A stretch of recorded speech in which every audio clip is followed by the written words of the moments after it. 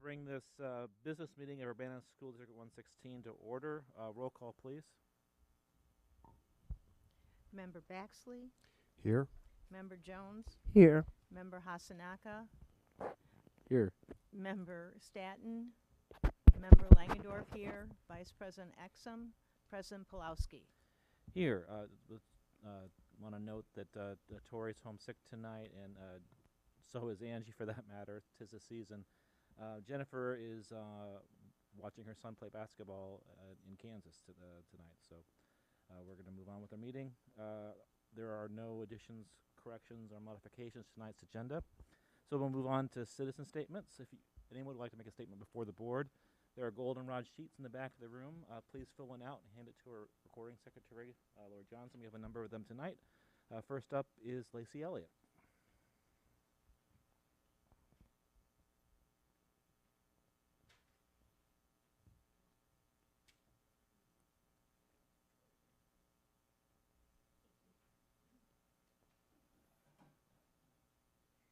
Good evening. Evening. This is okay. All right. Yeah, can you scooch it just a little closer? It's Sure. hard to hear. Yep. Okay.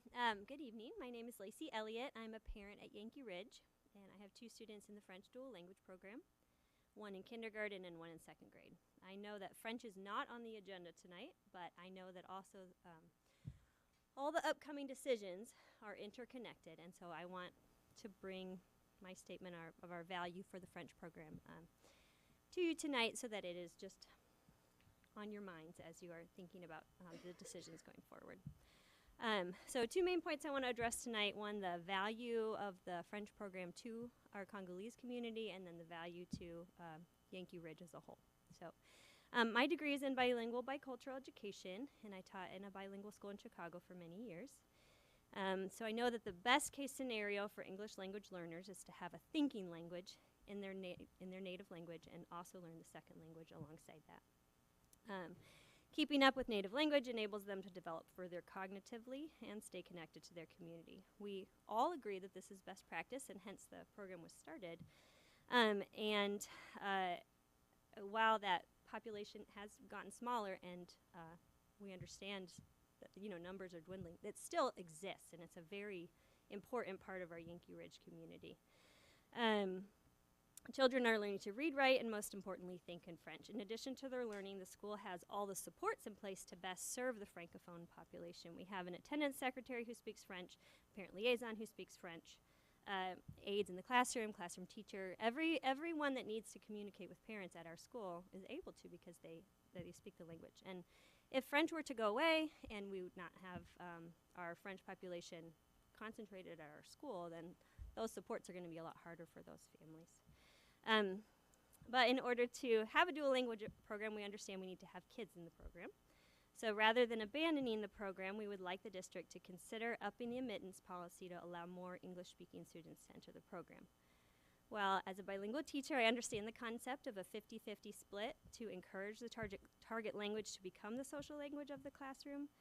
The reality is that it would still be more beneficial for our French-speaking students to learn French in the classroom if they have more peers speaking English than to just not learn it at all.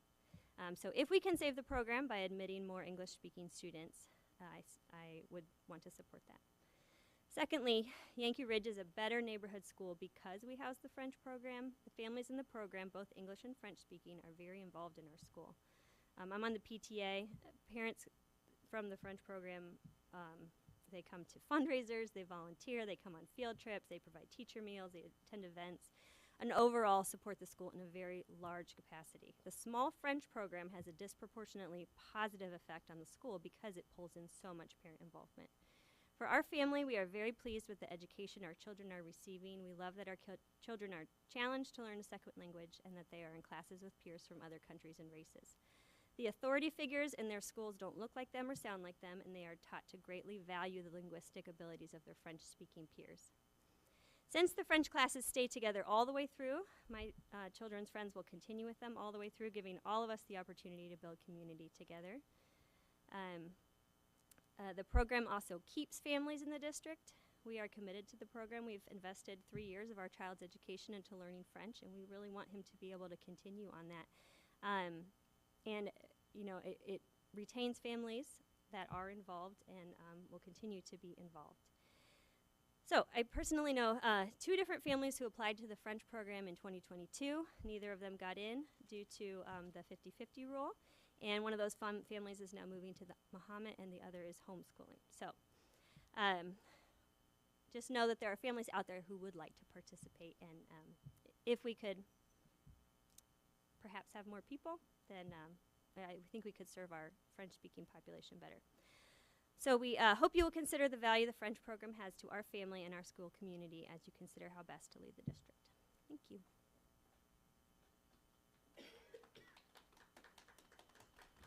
Thank you very much. Next up is Emma Ehrenhart.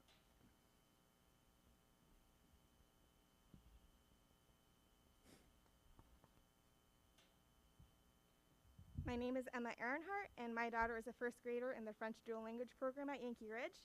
I wanted to echo Lacey's sentiments as well as the other parents you're going to hear from tonight.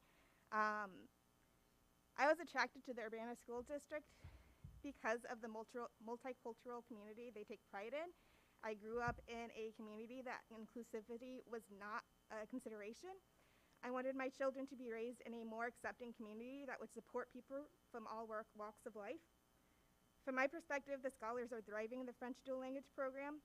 French-speaking families have the resources and support they need for their scholars to excel, and the English speakers are being enriched culturally and linguistically.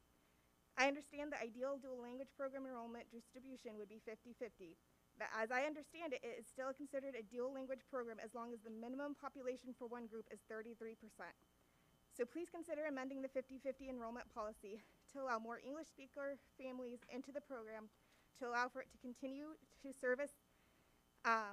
to provide the vital services it's providing to the French-speaking families while also benefiting the English-speaking families. Thank you.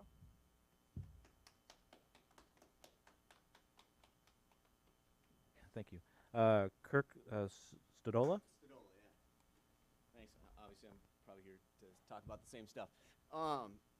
Yeah, so I'm here talking in support of the dual language program. Like the other parents there, I'm a parent of two children in the program. But these dual language programs are super unique, and they're special, and they're like they embody what Urbana is, right? Like it embodies like the posters that I see on the walls in here, and embodies like the diversity that I see throughout our community. It's like it's a really cool and special program that is kind of like the envy of a lot of my family, a lot of my friends that don't live here. They're just like, what, your children are learning French? You guys don't speak French. And I'm like, no, we don't. But so these are really unique and cool programs that are special to us, I think. And I think they're special to more people than just the parents. Like I think that people who also live in the community think highly of these things. I felt compelled to talk because of, like we said, the discussion, I guess, of shutting down the program. To me, it doesn't make sense because from a parent of two children in the program, like I can tell you unequivocally it works. Like my kids are excelling at math and reading, and they're learning a language that neither my wife and I speak at home. Like they can eavesdrop on families when we're on vacation, and my wife and I have no concept of what they're talking about, and they'll tell us afterwards, and it's awesome. I just wish more kids had that opportunity. I know of other families that have tried to get in and have not been allowed in the program, and it just doesn't make sense to me. My understanding is that low enrollment is probably the reason why we're discussing shutting down the program, and I can see that if it truly is a case where we only have a few kids taking it, like we can't take up our resources that way. But I don't know if that necessarily needs to be the case. I think if we opened it up or tried to promote the program, we could bring other kids in, talking with the teachers. I don't think it would be difficult to have a change in the ratio of English-speaking to French-speaking students. That doesn't seem to be a problem, at least from their perspective. Then we'd be able to open up this opportunity for others. therefore, like, I just don't see any, I guess, reason, at least right now, to shut the program instead of just trying to open it up and seeing what we can get. Like, this is a program that can give benefits to other students, not just my kids. I mean, we're lucky. I mean, frankly, I'm lucky that our kids are in there. Then there's really no, at least to me, from my perspective, there's no downside to opening up, right? Like, you'd one, lessen the burden on other classes because you'd be taking away students from other potential classes where there might be a higher teaching load. And also, we'd be keeping and maintaining a program that we put a lot of effort into to get to this point. There's a lot of institutional knowledge on how to run it, how to administer to students. That could be beneficial if there's demographic shifts in our community, right? Like if Congolese families that are in Champaign move here or something like that, it'd be nice to have something in place to support those families as well. So to me, it seems like a no-brainer to try and open it up, keep it alive, keep it going. Maybe expand it into other languages. I mean, these are great programs, and this is what makes Urbana special. So, I don't know, that's basically all I have to say. I think, we shouldn't be discussing shutting it down. We should be thinking about ways of promoting it, opening up. It's working. The program works, I think. So that's all I have to say. Thank you.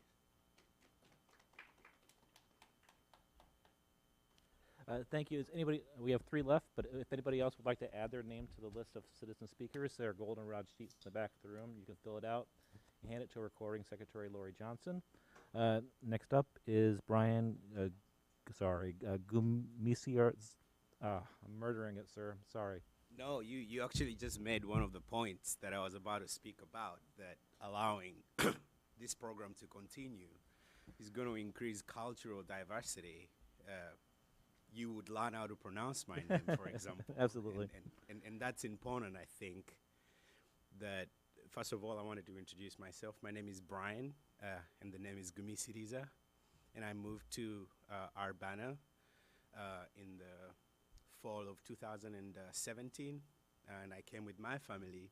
Both my children have been born here in the United States, so they only can hear our languages, and now one of them is enrolled in the French program. My first point that I wanted to make is caution.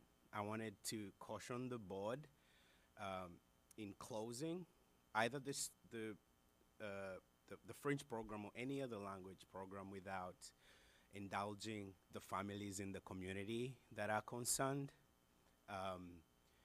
This is what the whole community is unhappy about: leadership making decisions for a population that is going to be affected but not consulted about those decisions. A lot of the French-speaking families in this community have left. In fact, enrollment has dwindled because of decisions such as that they feel are not helpful to them, and so they have to move to another community to see if they can thrive in those communities. My second point is cultural diversity. I think as a community, since COVID, we are pushing and screaming and shouting about cultural diversity, or any kind of diversity at all. And I think this is how we start that journey in providing programs such as this, as the French program, not just for French-speaking families, by the way, but also for communities that are, English-speaking, to allow them a window into these cultures and what those cultures are about. And it starts with a language. I come from a community where we speak 58 languages. I know 8 of those languages. And the only way to understand why other people make the decisions they make, when you learn their language and the way they say the words they say them, then you understand what they are about. And I think the French program is really important in allowing students to understand that. I've worked in Arusha in a French-speaking community. I'm surrounded by French-speaking countries, and most of the families that we're friends with are French-speaking families. My daughter is not yet started speaking strongly, but in a conversation of 10 sentences, she will pick out 3 sentences, and she will tell you what the conversation is about. And that makes me really proud that she can now be in a conversation with people who don't speak her language, but still be able to engage as friends and not be scared, or are they talking about me? Maybe they're just backbiting me or something, but she can now engage with them. A second point that I would love to make is there are a lot of French-speaking families whose children were born in the United States, so they don't speak French. So they want an opportunity to learn French. Or they are English-speaking families whose children speak French, and they also want to be able to communicate with them. And as educators, you also know that speaking a language is not the same as understanding a language, or else the reading and writing classes that we have for English will be useless. It's also important for those students, although they speak French, to be still able to put it in a formal way, in a formal way to write it, to speak it, to communicate it, and learn it in a better way.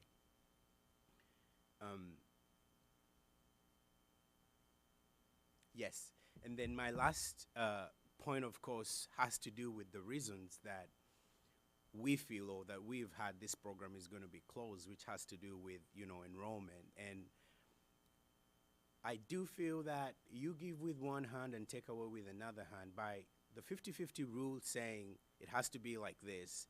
In a sense, that itself affects the enrollment. And so by maybe instead of closing the French program, we need to go back on the drawing table and revise the 50-50 rule and say, maybe this is why the enrollments are down rather than closing the French program. And it is the season for giving and joy and everything. Maybe, like Jesus said, instead of running away with the 59 or the 99, how about go back and find that one lamb, that one family that needs this program? How about, as a community, just say, let's go back for that one family instead of the many. Yep, that's all I can say. Thank you. Thank you. Next up is Hannah Gibbs. Hannah Gibbs. Okay. And then last up in my list, one more coming, Lauren Karplus.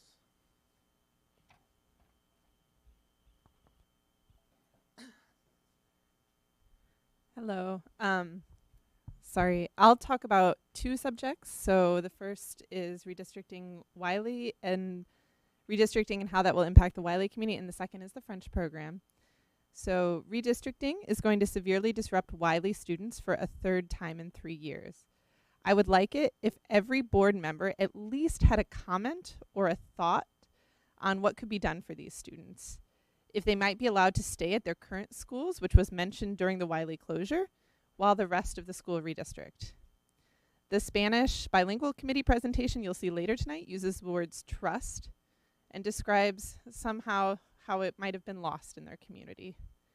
It would do a small bit to regain trust within the Wiley community if the administrators who pushed the Wiley closure through so rapidly against community unanimous voice and the board members who remained largely silent throughout the Wiley closure actually had suggestions or ideas to prevent these kids from being uprooted a third time. Please do take the time to speak about Wiley here publicly so that the public knows your plans and your thought process. Imagine if it were your child being shuttled to a third elementary school in as many years when you hadn't moved at all.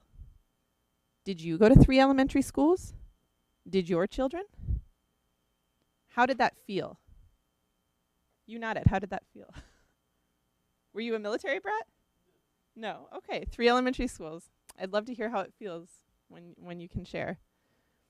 Would the word civil rights violation come to your mind if you knew that the closed school was a low-income, black majority school that was the only school in the district not in the bottom 5% statewide? All right, switching gears to the subject of the French program. Just so that you're aware, about 25 French program parents met informally this past weekend. So on their own, met informally. It was about, I would say, a little more than half were from the French-speaking populations.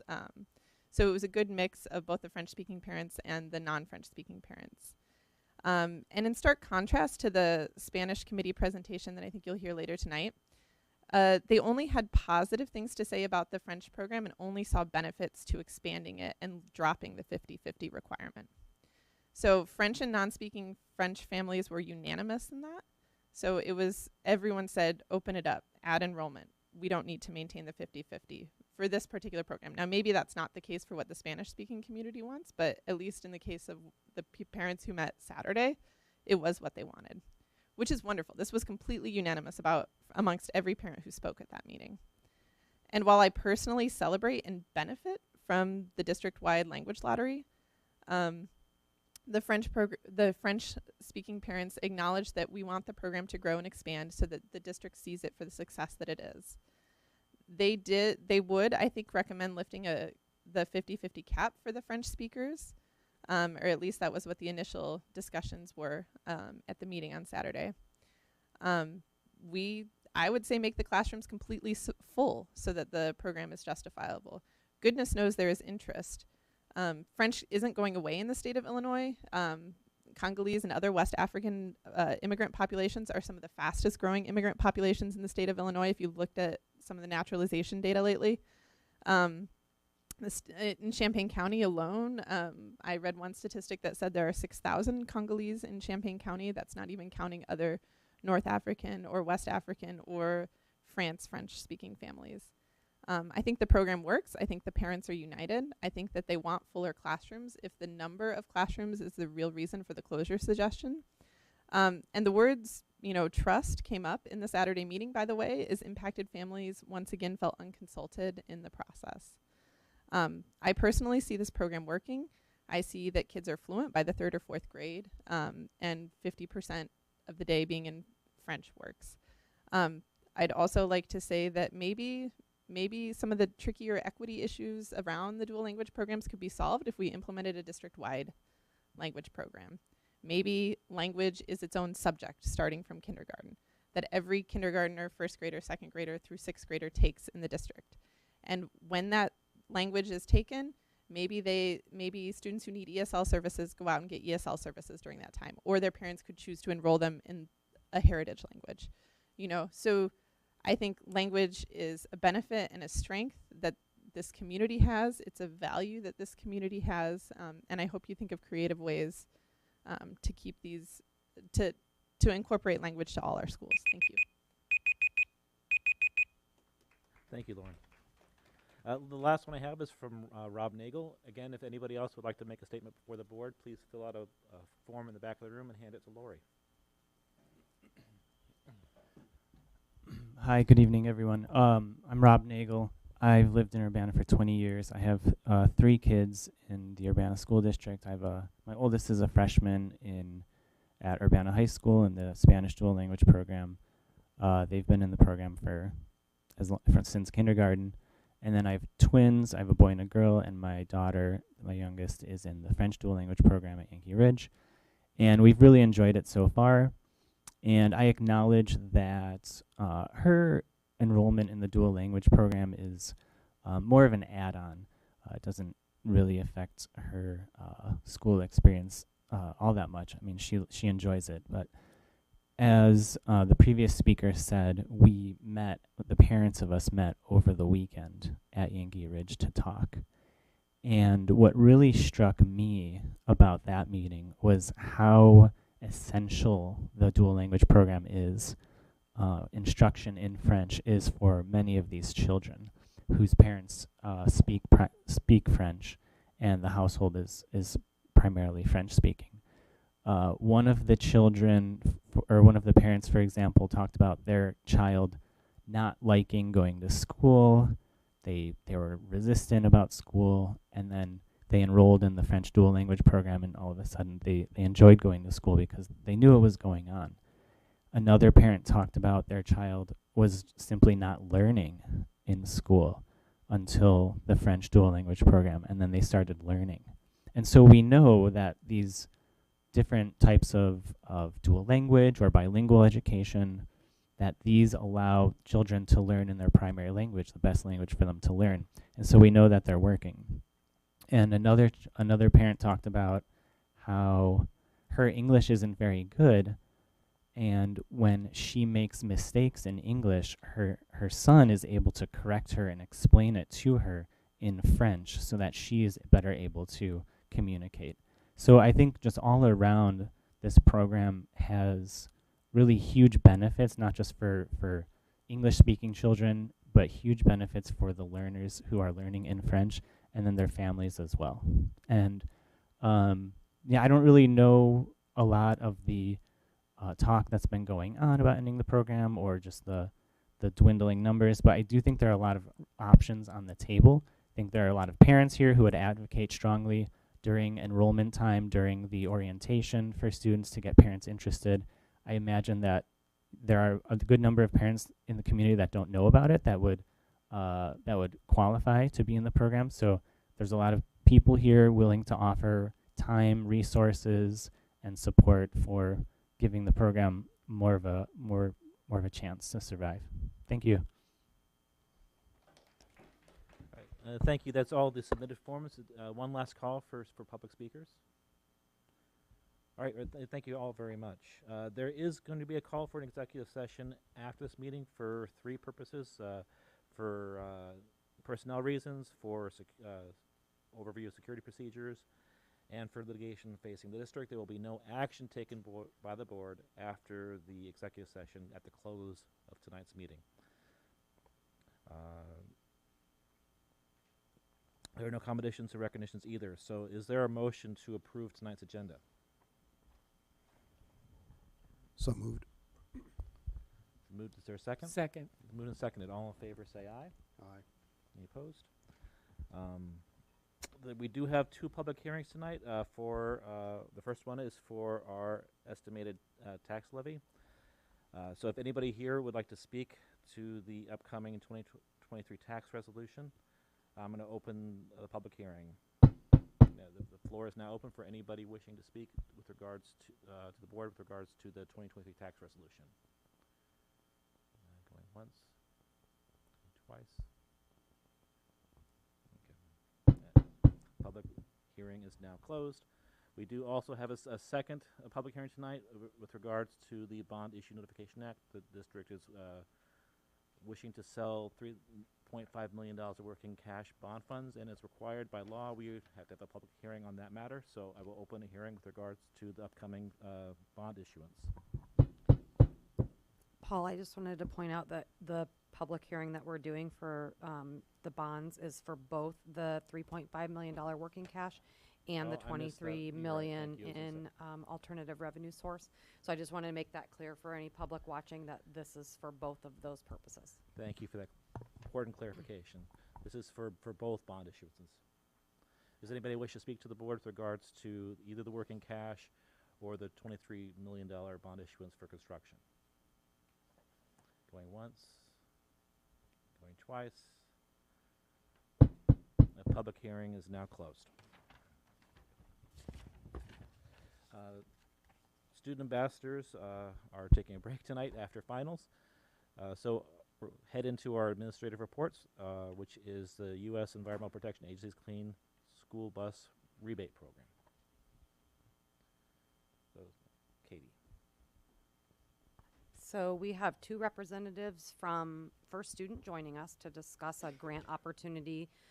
This is the third round of funding that the Environmental Protection Agency has put out. The first two rounds were limited to priority districts. We are considered a non-priority district in this round based on the data criteria that the EPA put out. However, they have allocated 40% of the available funding to non-priority districts.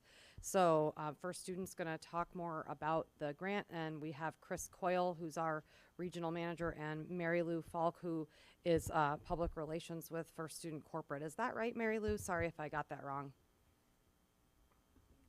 Actually, I'm the customer success manager for the central region. So thank you for clarifying your title. I'm sorry about that.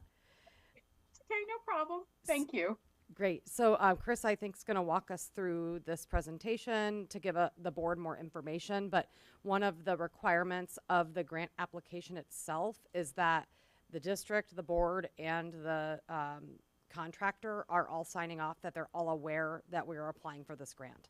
So that's why we're bringing this here to you tonight, and there's an action item, which really isn't an action item, but it's a certification of acknowledgement that we're submitting a grant application. So take it away, Chris. All right. Well, thanks. Appreciate it, Katie. And again, I appreciate an opportunity, Mr. President and board members, to really kind of describe some exciting changes that are happening in the school bus, field of work. Obviously, most of our fleet are commanded by diesel operated buses. So with the turning of the green, more initiatives that are out there, there are opportunities that we wanted to share with you, as well as give you some insight into what's coming up within the industry. So if we can go to the next slide. So why are we looking at electric school buses? Well, first and foremost, I think everybody's pretty much aware that there's a big initiative to get the school bus industry turned to electric, in the near future. And whether that is a federally incentive program or state, they're definitely looking at opportunities. And so the reason for that is, as these initiatives go out, the goal is to just reduce all carbon emissions from vehicles, commercial vehicles. As they close to sunset that in the industry, the trucking OEMs, original manufacturers, and the engine manufacturers have to make some really tough decisions. And one of them is to pretty much go with where can be easily transitioned to electrification versus the carbon. And so that's why school busing is pretty much the biggest target out there to get that transition before the commercial. So that's why it's such a strong initiative that's being put out there. So with that, the EPA has allocated $5 billion over a 5-year period, and we're just into the third round on this kind of funding. So this is an opportunity to take advantage of something that will not be there after those 5 years. So that's why we're reaching out and kind of letting you know that, hey, this is an opportunity, even if you're a non-priority district, there's still some funding that if by the lottery you're selected, that there's an opportunity to look at the cost and see if, hey, this might be a good decision for the Urbana school district, and really kind of forward with that. As far as kind of what First Student brings to the table, we are the largest electric school bus operator in North America. We're testing several units. It says 270 up in Quebec, and we've done that for a couple of years now. So we put it through some very austere climate, and put these buses to the test, and they perform really, really well. And so that expertise is obviously going to be filtering out as we rapidly expand out to other locations and throughout the country. Within Illinois ourselves, we actually have a couple of school districts that report directly to me. That is Westville. They were selected to have 15 vehicles converted to electric vehicles, and as well as Galesburg, looking at 23. So we've already got, we're about a year into the process there. Outside of that, I have 2 units that we have filled down in the Collinsville and Edwardsville area. So, it's trickling out. And I think the big takeaway is here that there is funding. In 5 years, you don't know what you're going to have. So that's why we wanted to bring it to your attention. Okay, next slide. So a little bit about round 3, and just like Katie said, there's 40% of the funding. So if my takeaway is an opportunity, since it's a lottery selection, it's a good opportunity to put your name out there. If selected, you are not required to take that bid and go ahead and make the purchases. There's going to be careful consideration that we would have to do to provide you with our estimate of the pricing, because it's not only the cost of the bus, but also the infrastructure that we've got to take into account. So if you look at the table on the right hand side there, the type C and D, basically you're going to get $200,000 worth of rebate that would be credited back to you. So the cost of the buses, they are coming down, but you still are looking over $300,000. So what this does, this allows you to have parity on what you would be spending if you bought like a diesel type C or D bus. So it's a really good opportunity to be, while it's not paying for the whole vehicle, but you're on par with what you would be paying with diesel, or pretty close to that. Chris, do you mind if I interject yeah, really quickly just to clarify? Because when I saw this presentation, this was a question I had. So that 200,000 is per bus for up to 25 buses. That's the maximum allowable grant for non-priority districts. So, and each bus costs 300 to 350, plus infrastructure upgrades and so forth. But it's not just a $200,000 grant. It's 200,000 times 25, up to 25. That's absolutely. Very, very good point there, Katie. Appreciate Thanks. it. And yeah, and you can put in an application, and so when you get the rebate, or let's say if you're selected, then you can have up to 25 buses. So it's an opportunity that, even if you want to scale back and kind of reduce the amount, it gives you the flexibility in what we have.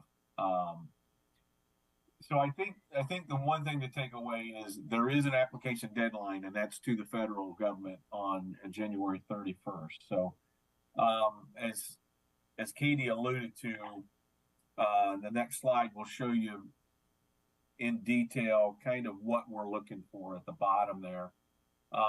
There are preset certifications that the school administration would sign off. In essence, what the federal government's trying to do is make sure that, to Katie's point, that everybody involved in the process is aware and they're signed off that First Student will be applying on the behalf of the Urbana School District. The second part of that is the school board. The third part is actually the utility partnership. And the reason why that has been an important piece of this is because they actually have some incentives that we have found out the last time that we did the EPA round of selection. So they're trying to front load this to get the commitment from those utility partners. And so that way there's better visibility and transparency on really what the costs are coming at, the school district out in between First Student. And so that's why they really made that one change, just to make sure that everybody is definitely involved and understands what the impact would be. All right, if you go to the next slide there. This is just a timeline. You'll notice that we've got some of these that say internal FS timeline. The really drop dead date is the January 31st. That is to the final submission deadline. But what Kenny was talking about is we do have that internal deadline of December 22nd to get those certificates just from the administration and the board, just so we can go through and start the process for the final one with the utility. And we do a lot of behind the scenes preparation for these, so it can get filed and receive due consideration. So with that, Katie, that's pretty much a good summary. I think kind of in closing, whether you want it to happen, we've got the electrification of school bus fleet heading to us. I mean, the pace that it happens depends on a lot of things, but they're definitely decoupling from the diesel and the gasoline carbon-based operations. Thanks, Chris. I think the only other comment that I'd like the board to be aware of is that there is also some Illinois state funding sources for some of these infrastructure upgrades as well. So we have the potential to receive federal funding to purchase the buses, receive state funding to do infrastructure upgrades, and then also Ameren incentives as well. And you can layer all of those on top of each other to put together a project. So all of that would not need to be done ahead of time. It would be, if we were awarded this grant, we would start investigating those other options to start that layering process to find out about if it's really financially feasible to move in that direction. But without really knowing whether we're even going to get an award, there's not much further that will go besides submitting the application at that point. Very correct. Yeah. And really it's because it's a lottery system and there's really no commitment once, even if you're selected, it allows to take away that pressure that, look, we're going to go through this. We're going to look at the cost, because again, we've fielded in Canada. We did the first couple rounds of the EPA. So our understanding of what the cost structure is, and a lot of lessons learned as you go through this. And it's also a benefit of working with us. We're your long-term transportation partner. We're going to be there to assist with this process, and it really does us no benefit to take you down a wrong road here. We want to make sure it's the right decision for you as a district, but also understand what you gain by if you're selected and move forward with it. Well, we appreciate your help with getting the application submitted and look forward to learning more if we receive an award. Awesome. Board members, any questions? So, who currently owns the buses that First Student drives around? We do. First Student does.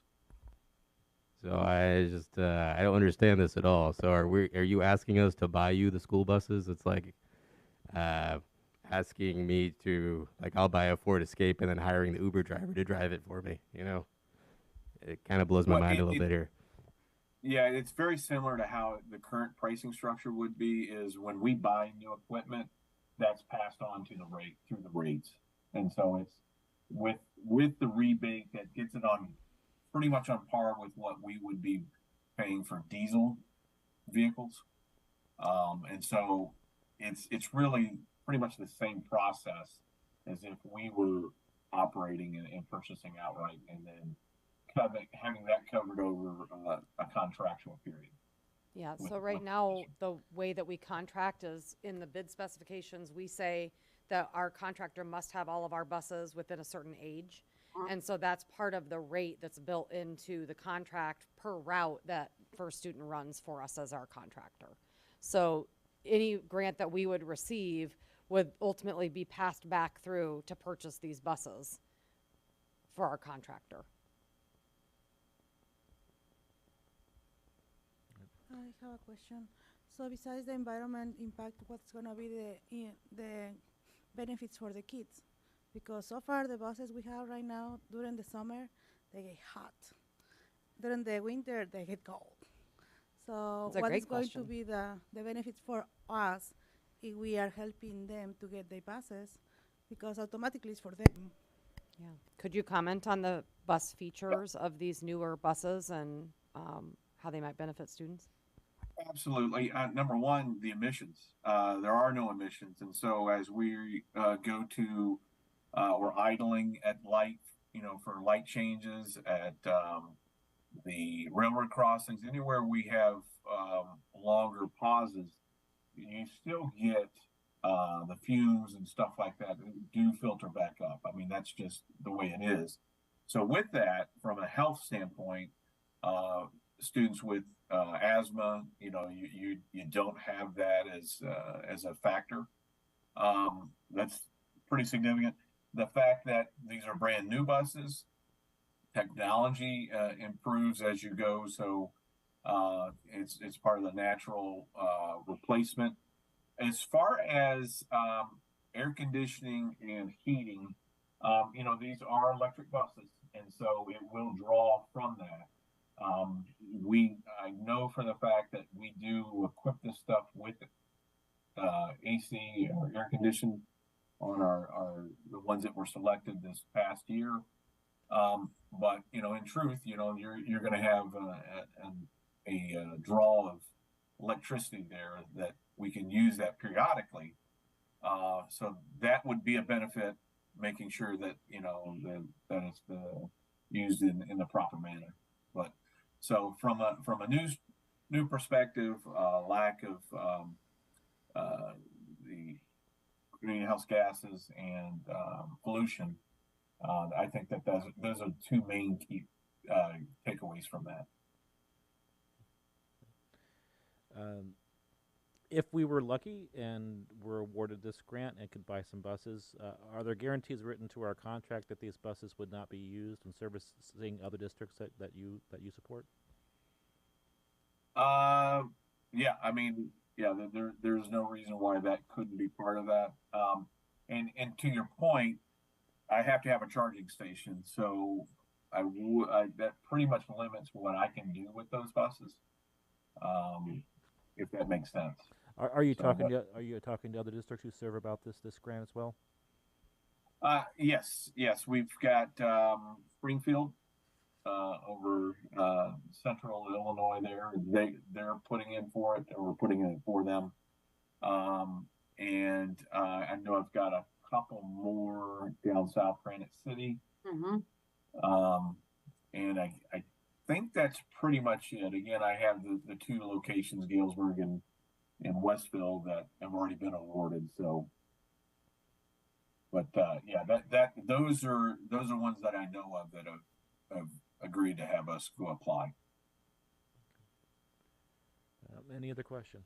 Yes, I have another question. I'm sorry. So I don't understand right now how the buses works. Like, so we are renting the bus for them, or how we are paying for the buses?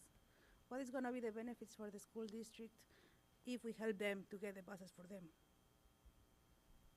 Maybe I'll let Chris try to describe it, but it's built into our per route rate.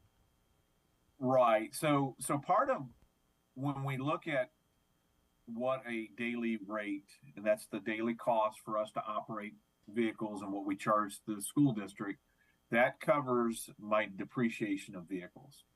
And that's how the pricing is done. We are the ones that own the equipment, and your service is what pays for me to have that purchased and put in there, and operate that contract. Does that make sense to you? Does that answer your question? Yes, thank you. Okay. And I guess, again, I just want to reassure the board that we would not proceed with purchasing anything at all without bringing a full financial analysis back to the board. So this is just really a very cursory step just to submit the application and see what happens. And there's no cost for us to do this. And actually, we're really receiving quite a benefit that for students actually doing the work to submit the application for us. And so at that point, yeah, so I just want to reassure you that this isn't to actually move forward with any type of purchase at all. We would bring much more information back and allow for quite a bit more questions before we would act on anything. Appreciate that. Sherry, do you have any questions? Or I had asked please my go ahead. questions beforehand and they weren't answered. Please go ahead, Lola. Oh, as a former school bus driver, I'm sorry, you may have answered the question, but I just wanted to know, did you say they would have air conditioning or no? The ones that we have purchased in Westville and Galesburg did have air conditioning. I'm assuming that would be the same thing. Thank you. All right. Yep. All right. Any other questions, board members? So what's the timeline for for us to approve then? It's, So the goal would be to have boards certification tonight. It's a later item on the agenda. And then First Student will then proceed with the application prior to that January 31st deadline. And then we'll wait and see and hear anything. And if we do, I'll be bringing more information back. All right, thank you. And it looks like April would be the initial notification for the folks that won the lottery. Okay. All right. If there's no further questions, it closes this report. Thank you so much. Thank you. Thank you. Next up is a board report. This was requested by the board at our last meeting to have our Spanish Bilingual Parent Advisory Committee meet and speak to us with regards to their possible opinion on unifying our dual language program in one building.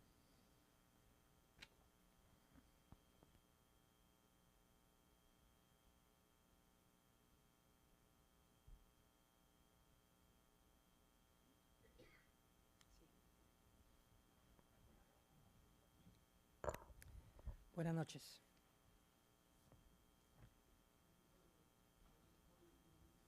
A clicker? Thank you. Got it. Gracias.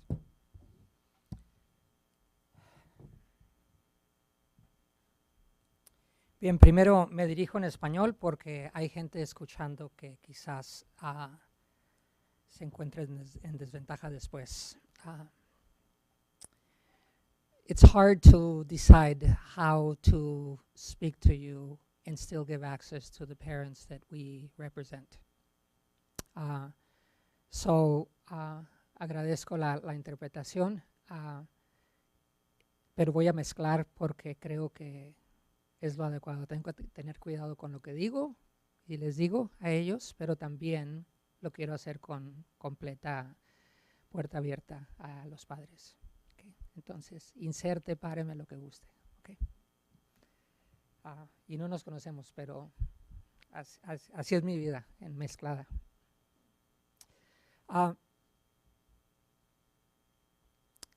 So I just asked our interpreter to fill in because I'll be switching back and forth sometimes to you and sometimes to the parents. The presentation that you have before us was put together by Felipe and myself. It's really been only about a week that I had to catch up on what happened at the last meeting and then the back and forths of coming back to the question of one language school and then what do parents think. So I will go through what we have as our understandings and then we'll come to the more meaty part. Maybe, but that one's not working. Esta. Gracias. So, BPAC. ¿Qué es un BPAC? Es el comité de padres que hemos estado juntándonos desde hace más de un año. It's a group that's been required, maybe. Is it the top green one? There it is. Okay. Background. Está bien. It worked.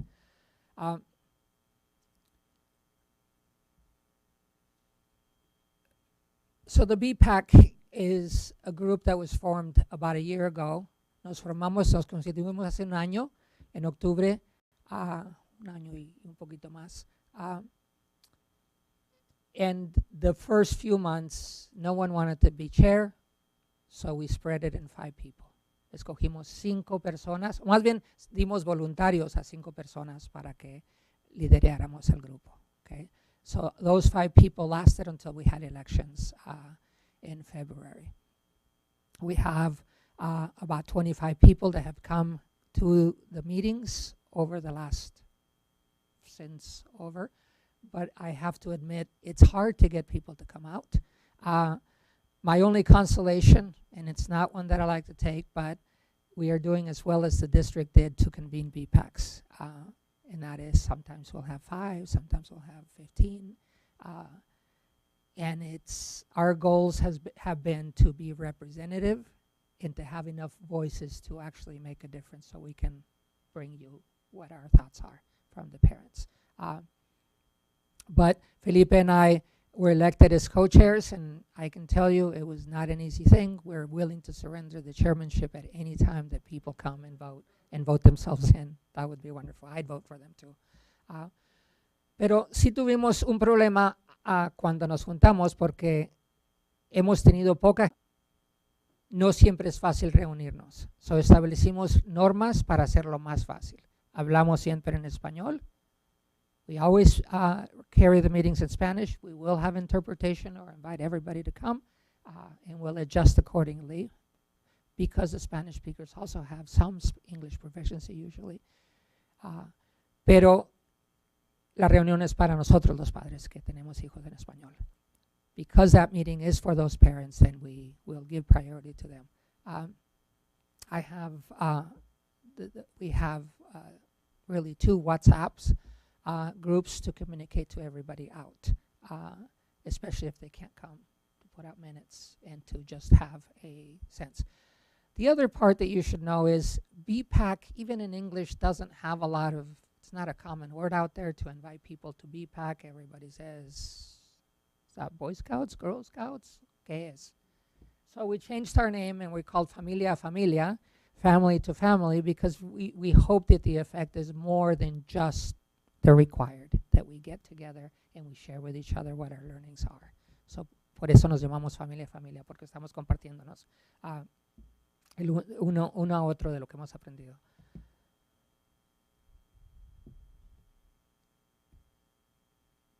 Those. Maybe. There it is. So this you have probably already read. You have already know that the BPAC is a requirement. Not, I think it was pointed out to me, it's not a requirement of the school district or the DL programs, but it is a requirement of the state when we have more than 20 kids whose home language is other than the dominant language, which in this case would be English. So este grupo está constituido por orden de ley del Estado porque tenemos más de 20 niños que hablan español en su casa. So we did establish some rules in our group. Para tomar justo el tiempo. Maybe. I don't know which one's working, whether it's this one or that, or my arrows. Okay. So where am I pointing the green? It's in the room? Okay. Okay. Okay. Thank you. Thank you. So these rules are the ones we enabled then in our group. Thank you. Next slide.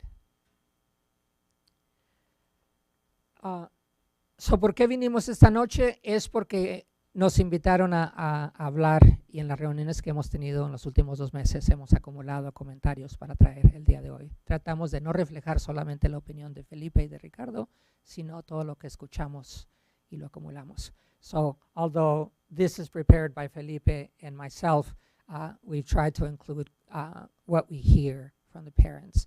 And for that, I want to answer a question that was sent to me. I'm glad that we circulate these things beforehand because I've had many emails in support, but also asking questions about what we wrote. Yes, Felipe and I write these things. If there were more people that would stand up and be counted, we would be glad to represent them. But we reflect what we see in the group as much as we can see. So this is the feedback that we've accumulated therefore. Okay, next. Adelante. So we don't need any more data. That is, most of the data for me is what the district should be collecting. For us, we are bringing back what we hear and what we see. But we cannot and would not want to be the ones to be representative because we don't have a survey, we don't have a good end, we have what we can get. And given that the BPAC is, el Familia está formada, nosotros traemos lo que vemos ahí. So, lo que no vamos a traer el día de hoy va a ser una recomendación de un edificio, tampoco vamos a decir que vamos a apoyar a una escuela o a otra escuela, porque no estamos ahí todavía y seguramente tampoco queremos decidir que nosotros decidamos si hay el programa en una sola escuela o en todo el distrito. So those points that you just saw there. We couldn't. And the more we discussed it, there was no way for us to be weighing. We were invited to give an opinion, and we would hope that that opinion weighed in your decision. But how could you possibly give us that decision power more than just what we can? So I don't think a group of parents should make that decision. You have a consultant, you have very trained individuals that have a lot more data than we do. So we couldn't do that. Lo que sí trajimos es lo que pensamos que escuchamos y está mezclado entre Felipe y yo, pero lo pusimos todo aquí. But we do have that feedback, and we try to channel that information of what we have heard from the parents. So on the question of 1 or 2 schools, Felipe and I go back and forth. Well, no, we go basically tete-a-tete with it, benefit to the French program. Is it one school or strands?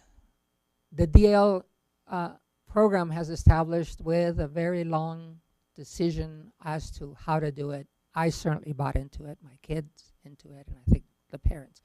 It was and is still a prestige program. I was glad to see the French program defend itself. I remember those days in Spanish, 10, 11 years ago. But justifying to make better shouldn't be a big argument or a long, protracted one. It's actually just the resources for me to do that. So what you see on this page is what Felipe and I conceded to each other that needed to be here, even if we have to attenuate some of these things, because we still don't think that there is enough data. The whole year went by where we could have polled, we could have gotten much better information for this. We were here a year ago, and as far as I know, we have not been asked any more questions as to where we are, and especially not in a systematic basis after the Cal report. I think Dr. Tabaco gave quite a bit of information that we did, but we still feel, I mean, one of the parents last Tuesday said, I didn't know. I don't know what this is all about. There are many parents who have not yet understood what it is and what it's like. So we stand by what we say on this page. Algunos nos han enviado correos sobre esta página donde pusimos que básicamente hay mucha información que todavía no está en nuestras manos, ni en las manos del distrito, porque no se hizo mucho este año para investigar. Pero sí hay desconfianza, porque los de una escuela no estaban contentos porque se les iba a imponer a ellos, y los demás no sabíamos exactamente el por qué. Somos una docena de personas que ha estado informándose y viniendo. Entonces, sí hay algo de frustración este año por no habernos consultado más, pero aquí estamos y entonces vamos a actuar como si fuera ya la decisión hecha. So that's why we decided then, okay, Felipe convinced me, okay, maybe it's not, maybe it is already decided that it's going to be one school. I'm not against the one school, I just think that we hadn't yet come to that conclusion. But let us assume that, and that's why today we are responding to what if it is one school, what would we want? ¿Qué quisiéramos? Si en realidad se vota de que va a ser una escuela, entonces ¿por qué y cómo? Entonces ponemos estos parámetros enfrente de ustedes. En nuestras conversaciones hemos notado que el año pasado se propuso una sola escuela y pobrecitos ellos se defendieron para no perder su escuela local. So number one for us is important. If the vote has already been done for Wiley, then that's the only school that should be taken out of the mix. Why? Because it's not fair to not spell out why any other school could be dropped out of that list. The only one that has been voted is the Wiley 6th grade center. So if that one's taken off the board, all the other schools ought to be put forward as contingent. And I read the proposal that was circulated about maybe it should stay as strands. And I think it's very sensible because that at least includes all the schools in the thinking, instead of putting it just on well, the way it seemed like to me, well, if Wiley's out and we have a dual language school, then that leaves only 3 schools to leave the rest of all the kids, which is going to be very hard for everybody. So we've essentially turned the neighborhood school model into magnet schools, and we might as well accept that that's what it's true. And I know I'm not new to that, but we said then all the schools should be put as part of the consideration. En el punto 2, nos fijamos, hemos escuchado padres que dicen que no quieren que esta escuela se haga solamente en español y que se obligue a aislar a estos niños y padres. Mientras que es una ventaja para comunicarnos, al mismo tiempo no debería ser una excusa para darnos menos recursos. And of course, the fear number 2 is that if you put everyone in one group and they're the minorities, and then you starve them for resources, then you have created a marginalized community in geography and in resources. Adelante, gracias. Estoy terminando con el 3, te pido la próxima página. Okay. So I'll finish number 3 and then Felipe will come through. En la tercera parte decimos que si bien a los padres es difícil consultar porque no nos encontramos fácilmente, no nos encuentran, los maestros sí, porque son empleados. Number 3 makes sense if you think that it's been very hard to consult with the parents because we are difficult to get in many ways, the liaisons, whatever you want. It's not hard. It's not easy. I do that many times in many other projects I do. We end up making decisions to our best of our knowledge, but you still have to try.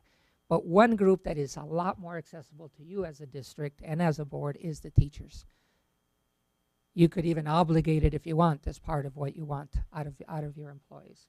And the teachers have a lot to contribute. And no, I do not accept the argument that it was set and so clear a year and a half ago. The polls did not, the charts didn't say that, but they are accessible to you. If you ask them their priorities and you can incorporate them and make them happy, I think retention would be better, but it would be fair to ask them then, if you get what you want, then what do you commit? It's a trade. You want more money? Then what are you going to do for it? So I think that on point 3, we say that can be had in a month or less if you keep your objectives clean, and you can do that. So of the parent and teachers, because often those teachers have students with us in the dual language program and in other programs in which we participate together, they speak up. Los padres que nos han dicho y nos han informado en este punto 3 son maestros que dicen, ¿por qué no nos consultan a nosotros más directamente? Es una oportunidad para recibir buena información porque los maestros están bien informados. Y yo personalmente, además de apoyarlos, quisiera decir, es el espacio de ellos porque los afecta a ellos muchísimo. So that's point number 3, and I'll leave mine too. Let's see. Go ahead. Sure. I was hoping there would be like longer public comment. I have a flat tire, so on my bicycle. Él está controlando. Nada más el de azul. Okay. El slide, ¿cierto? Este es el slide tuyo completamente nuevo. So the second page under the parameters for a single building this school scenario is that we have a presentation from the Cal report this winter at some point in March or February, I don't remember exactly, and it was a very daunting report, and we all we feel that the DL program is failing many of the students. We understand that it's failing students both Spanish and English speaking, and we hope one of the recommendations is that we hope that the whatever implementations are coming from the recommendations from the Cal report should include some clear metrics that will measure the academic and the social improvement and regular intervals, and those will become publicly available. One of the things that we have discussed about point number 4 is that I've been a parent of the dual language for probably 10 years now, and we all have anecdotal evidence that the program was not working as we would expect. I think that we all feel that in terms of the social support that is providing to the community is actually very important, but I have concerns about, from what I see anecdotally, about the the success, academic success of the students. Perfect. Okay, so it's like and then so I think we would like to provide metrics on the academic and social integration at regular intervals. And the last point is that we hope that we can provide an actionable time scale of the order of, I mean, we're making a suggestion of the order of 5 years to evaluate improvements to the dual language programs that demonstrate better outcomes for English learning students. And it will be a good idea probably to decide now on a potential exit strategy and termination of the Spanish dual language program in Urbana if sufficient program is not made on that time scale.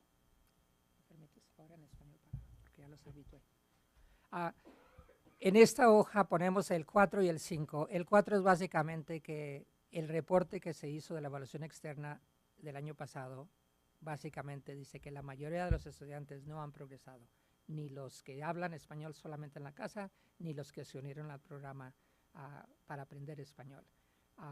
Y en el 5, que si no está funcionando, si ponemos para medir el progreso y no se progresa, entonces que seamos valientes y que digamos, desde aquí vamos a poner una meta, que si no se progresa, cerremos el programa así como está, porque no nos está dando lo que queremos para nuestros hijos. Eso es el punto 4 y 5 básicamente, porque no se ha medido lo más importante, que es cómo nos hace sentir y cómo socialmente nos está ayudando el programa. Si no se mide eso, entonces no lo podemos usar para defendernos. And I'm going to switch to English because I got several comments on this page as to us saying it was almost many of our students failing. That's not my words and it's not my data. If you look at Dr. Tabacu's report, it is one of her research questions are in that report. How are the multilanguage students versus the non-multilanguage students doing academically? You look from page 19 to page 25 to page 26. At most, we have 20% of students meeting expectation in some of those metrics, exams, tests, English, Spanish, reading, math. At most, we have 20%, often less than 10% from the bar graphs that they provide. So please don't blame us for being able to state what is evident from their report. It is what it is, and by facing it, we can do better, but we have to face of where we are by those reports. Because if we want to be measured by somebody else, then we should measure those things, the social part, that happiness that you get when you walk into the school, and it's your language, your people, your way. That hasn't been measured. Oh, that was my opinion, sorry. But it's part of this. It's in defense of what we got from here. We're calling each other on the fact that we said we're not going to express our opinion. We're going to express what we saw and what we picked up. So lo siento. Go ahead. That was the last one. Oh, that was all? Yeah, the last one is questions. Okay, gracias. We try to keep it short. Nobody wants to take care of it. Thank you both. Board members, do you have any questions?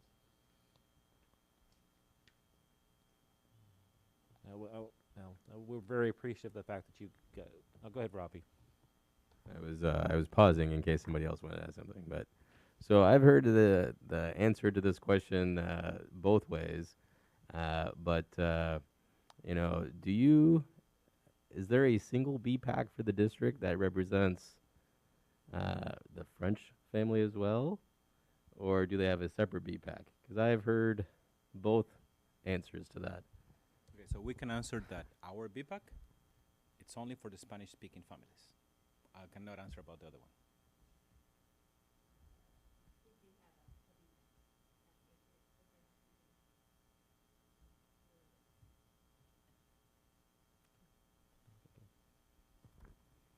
All right, any other questions, Robbie? That was my question. Yeah, I have a question. Voy a hacerlo en español. Okay. Por lo que veo, la recomendación que dio la vez pasada doctor Jennifer fue el que el Big Pack resolviera cuál escuela preferiría la comunidad latina para que se hiciera el programa bilingüe en una sola escuela. Si esas 3 escuelas, lo que me pregunta es qué piensa el BIPAC de qué es lo que he escuchado entre los maestros y entre los alumnos y entre los padres de familia. Yo sé que ustedes ya dijeron que no quieren dar una opinión, pero la vez pasada hubo mucha controversia con la escuela Leo. Hubo muchas personas que no estaban de acuerdo con la escuela Leo. Pero ¿cuál es el sentimiento de la gente?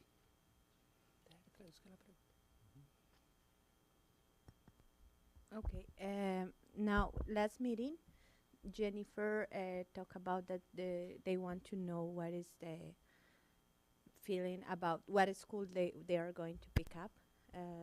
We know that they told us that they are not going to give us their opinion, but we want to know what they heard about the families and the students and the staff, what school they want to use for make this take this decision. So I'm gonna try to answer in English slowly. So the reason why we're not making a recommendation is not because of lack of courage or because we're trying to avoid the question. It's simply because we don't have the information to make any kind of assessment in terms of what are the possibilities. And that is why we are actually putting all of the schools on the table, because there's no proposal, there are no numbers. I haven't seen a graph. We don't have enough information. The members of the big paper, I know, that also have sent a proposal to the school board in which they're suggesting like a K-6. I think that the BPAC cannot have an opinion with insufficient data. I'm gonna make I'm gonna put an example. This is like, we want to go. We have a destination, and we want to go from here to New York City, but nobody has told us whether we're gonna have roads, we're gonna drive, we're gonna fly. We want to get to the city. How are we gonna get there? We don't know, because we don't even know the resources. So we cannot have a statement about whether we're gonna fly, we're gonna drive, we're gonna go by horse, or maybe ride our bicycles. We're actually open to all of the, all of those possibilities, assuming that we're gonna choose the one that probably gonna have the better outcomes for the families. But with the information that we have, or with the lack of information that we have at the moment, I don't think we can make any suggestions. Entonces agrego, tratando de ser solamente espejo para Felipe, la pregunta de Citlali es, aún así, ¿cuál sería nuestra recomendación de cuál escuela? Y nos defendemos, dice Felipe, es de que no tenemos suficiente información, no somos los indicados para hacer tal decisión. Sería que nos dicen, vamos a llegar a Nueva York. ¿En qué nos vamos? ¿A pata, en burro, en lo que sea? Estamos nosotros sin la información suficiente para hacer una recomendación a tal nivel. Entonces, con todo respeto, no nos creemos en la posición de poder decir y especialmente en público representar a todos los que hablan español. Yeah. Ahí no estamos. And that's why, the only thing we were ambitious enough was to give parameters of a framework, which I think represent the values of equity and accessibility for the community. And I think that's the framework that we would like to follow. That framework is very flexible, and it's going to depend on the resources that the district has to accommodate the needs of the dual language.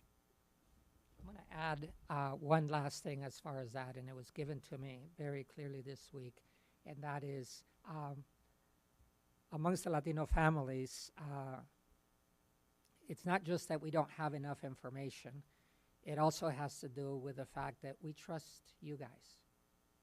We trust the teachers. You're the professionals. You, as the board, are the elected officials. We, as parents, know that we are in charge of our house, but beyond that, we really do come from traditions in which we trust the system to make that decision. Espero no hablar por nadie en ese sentido, pero se me recordó esta semana por un par de personas. Nosotros tenemos por cultura confianza en el sistema, confianza en nuestros maestros y confianza en esta junta directiva. Entonces, cuando se nos pide hacer una decisión de esta tamaño, no es que no querramos, es que no estamos en condición todavía para poder a explicar y defender una posición. Sure. Yeah, the Cal report was one of the first board meetings that the new board sat at, so it was in the spring, and it was, I can go back and listen to it, but at the end it was very, very clear that her recommendation was that the best programs would have one program, one school. But you've talked to parents, and that's what you said, you're representing their thoughts and their ideas. What would they say would be a disadvantage then of not having one school, of keeping it the same in the two different schools? It was point number 2 en nuestras páginas. If you go back to the slides, point number 2 is a real fear. Some people say it's not a credible fear, but I don't want to discount it out of my information. But I think her question was, why not keep 2 schools? No, what's the disadvantage of the one school model? I think is your question, Sherry? I was asking, do parents want to keep it the same, and the reason why they'd rather keep it the same rather than change it and have to start a new program in one school. Yes. Okay. What you were saying, exactly what Ricardo was saying. So there's this fear of segregation, and mostly of, most of the Latino family come from unprivileged background and disadvantaged socioeconomic background. So one of the main concerns is that they don't want to be segregated, and they don't want to be, they say, I don't want, I don't want my kids just to be put with all of the Latino kids. I want my kids to be integrated in the community. And that's actually one of the main fears, and I think that fear comes mostly from lack of information about how the potential program would be. And that's why I think we want to emphasize that number 2, that a potential single school should follow a magnet model, a magnet school model, in which is attracting a diverse background of students from all, from all neighborhoods, and then also try to achieve a 50, a 50-50 ratio. That was the main concern of the parents. The parents said, no, I don't want all the Latino kids together in one school because they're going to be segregated. And if you keep it 50-50, then there wouldn't be segregation. Exactly. And Ben and I had an opportunity to visit some of the programs that Leal and Dr. Williams, was it yesterday? Monday. Yesterday, yeah.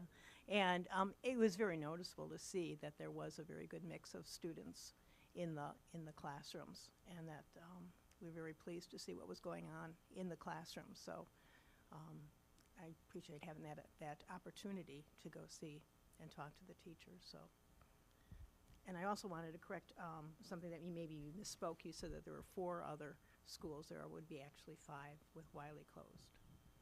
Okay. And I would like to emphasize point number 2 because I was late, because this is actually I would say it's a point of mistrust from the community. Many parents have expressed their concern about the students being segregated by ethnicity and race and income. And I want to make sure that we emphasize that number 2 is that if the district decides to move into a single school model, that school should be open to all of this, for the English-speaking students. It should be open to the students of all of the community, not just that neighborhood. ¿Por qué English speaking? Why not Arabic speaking? Why not the French well, speakers also? Let me put it the other way. Okay. Non-Spanish speaking, you know what I mean. I know, but it's like yeah, I know. Thank you for correcting me. So non-Spanish, for non-Spanish speaking, not English learners. And that will, for reasons of equity, for the non-Spanish speaking students so they have access to the program, and also for reasons of not segregate all of the Spanish speaking students in one school.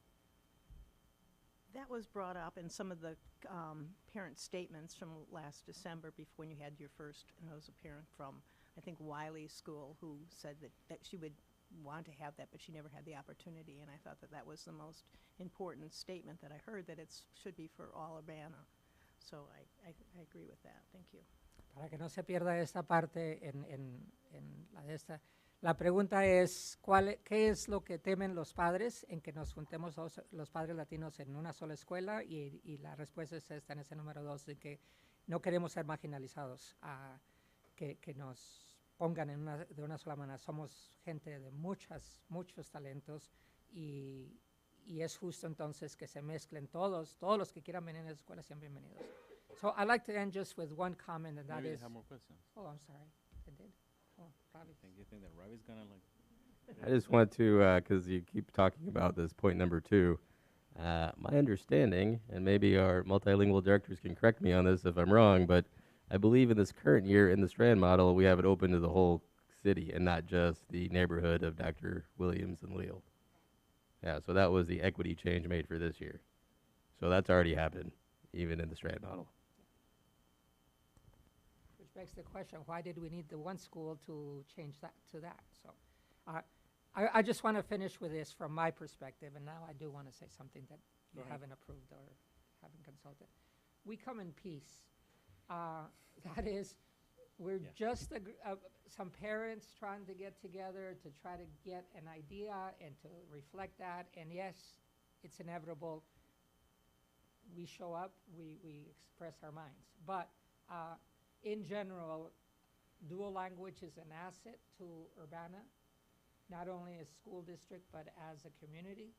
There's nothing sweeter. I see it in Senai Ciencias, where we have parents from both school districts come over, from all races, from different countries, and they come and they do science in Spanish. It's just sweet, because both school districts are trying something that is not necessarily welcome in other places. And here we are trying it. We're doing our best. We fail on some things, but we are successful in others. And so I feel strongly that we should continue in this venture. Instead of taking too much time to meditate, if we're not going to have a lot of data anyway, we go, plan, we have an exit plan, and we try something else. But we keep on going ahead because it's in the right direction from my tastes in Urbana, and I appreciate you helping with that. If I could add one more thing, they'd asked, we had some questions from some board members and community about the data, just about the numbers for the one school model versus the current Strand model. And so I had a couple, like, just real preliminary numbers that I'd love to share with you and get your input on before you're done. Yeah. So can I, yeah. because he said some closing remarks, I was going to say also, like, the same sentiment of Ricardo. Our intention is to build in our strength in Urbana. We try to be, a tool for supporting English learners and dual language program in any way we can. I still believe in the program. I'm committed to the program. We've been coming here forever, defending it and trying to, provide support. I think that what it will be most useful is to have some kind of concrete proposal that we can bring to the community, and hopefully a proposal that, the way that this works is that, is we try to convince everyone, right? We don't want to, we want to make sure that everybody rallies behind that. In terms of our decision and the decision making, that's water under the bridge. We're already on this plane going somewhere, so we want to make sure that it lands safely. It's not time to argue about how we got into this plane. I think that the board last year was committed to a single school. I think that this is not my opinion. This is like what happened. I was opposed to 2 schools at the beginning because I have enough information. I keep hearing people telling me that they want a single school. I'm here to represent their voices, not mine. I personally don't have an opinion about whether it's 1 or 2. I want to make sure that the program is successful. And personally, I think that there are logistical reasons why it would be a good idea that is 1 school. I think there are very good reasons why the school sizes will be better if they're 1 school. And at the end of the day, what Ricardo said was that we're not educators. This is not our job. We're not really the persons here to decide on it. We're going to follow the advice of our leaders, and hopefully our leaders in the community will have a sound plan that we can support. Yep, and so here's just really briefly just about class sizes was the questions that we'd gotten. So the average class size for the district, not adding any classes, not adding any students. So the average all the way across the district with the same number of students and the same number of classes, the average class size would be the same. Going through some different scenarios for moving it to a single program, it would change slightly some of the average class sizes for individual buildings. None of them were markedly more than about a half a student for average class sizes. And again, at the bottom there, the across the district stays the same. The bigger thing that would change more is because right now some of the schools have a single strand of either dual language or gen ed, and then 2 strands at some other grades. There are some disparities in individual class sizes. So these are some actual examples. There's a school that has 1 grade with 1 gen ed class with 23 students and 2 dual language classes with 16 and 17. And then another different school has 1 class with 26 in the dual language program, which is a lot, and then 16 and 17 in the gen ed program. If that was to go to a 1 school model, even though the average of those would stay the same, the standard deviation would decrease substantially. And then on this last one, this is just not making a recommendation or anything, but this is just kind of demonstrating how that would decrease the standard deviation across all grade levels for the district in those grade levels. So, and I'm happy to get you guys more information if there's We anything do. else I you think want. what you're saying is that overall, the classes would remain about the same size in average, but the balance would be better. Yes. ¿Entendí eso?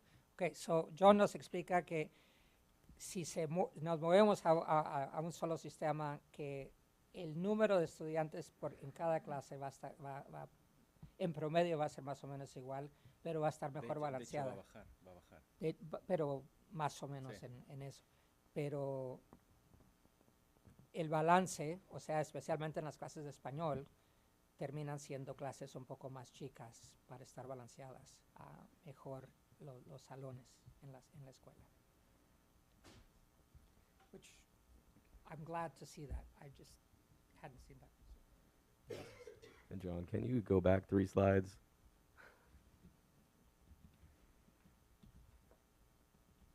Can you just say, oh, I guess 2 slides in.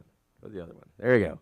So can you just say, what is scenario A, B, and C? Thank you. That's moving it to different single school models.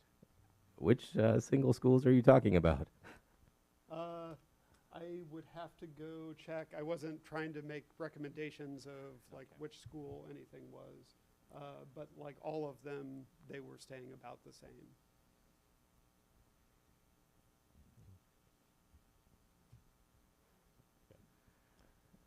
Do you mean Dr. Williams, Yankee Ridge, I and can Thomas check. Paine? I can check. It's Because the fact that you're just saying they're kind of these A, B, and C schools, and you're talking about trust and mistrust, if I'm the general public and I see this really vague table, I would be like, yeah, those guys are full of crap. I believe, and let They're me just going to go- pull the I- wool over our eyes, and I believe, suddenly, and I boom, can- there's I an can- next erratic plan from the district. I can double check. I think A was Yankee Ridge, and B was Thomas Paine, and C was DPW, which were the 3 they'd suggested at the last meeting.